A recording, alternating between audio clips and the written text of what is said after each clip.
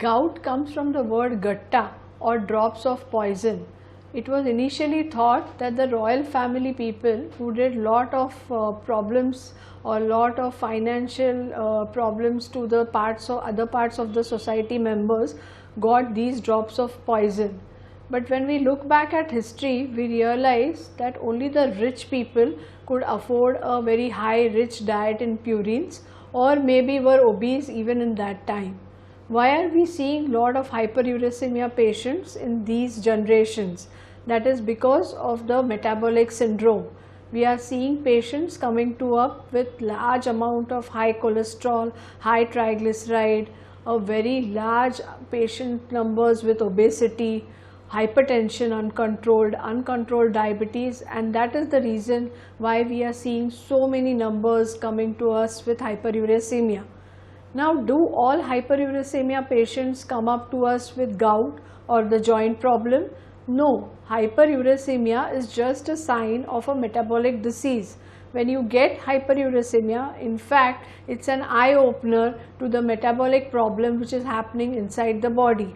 So remember, when you see high uric acid, investigate these patients for lipid levels, for sugar levels, their HbA1c, check their blood pressures. In fact, a 24-hour BP monitoring would be required, and remember to advise them on their diet.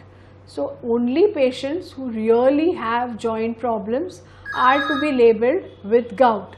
It's not necessary that all hyperuricemia patients will have gout. Now, what do gouty patients present to you with?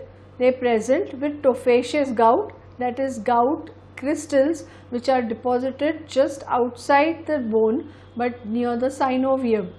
These patients come to up with severe excruciating pain in the late night or early morning. They get up because of the pain, because all the uric acid has started causing plenty of inflammation in and outside the joint.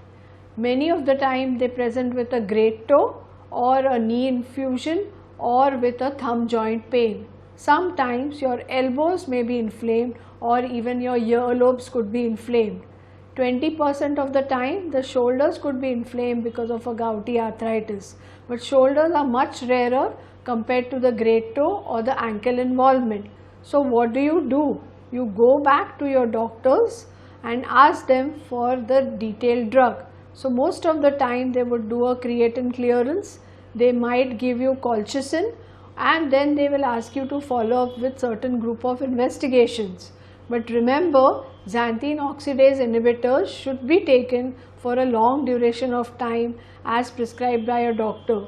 But also remember that many of these gout patients could be a sign of metabolic disease like dyslipidemia or cardiovascular risk. So remember to investigate yourself for high sugars, high lipids, uncontrolled blood pressure when you see a high uric acid. What is the importance of diet when you have gout?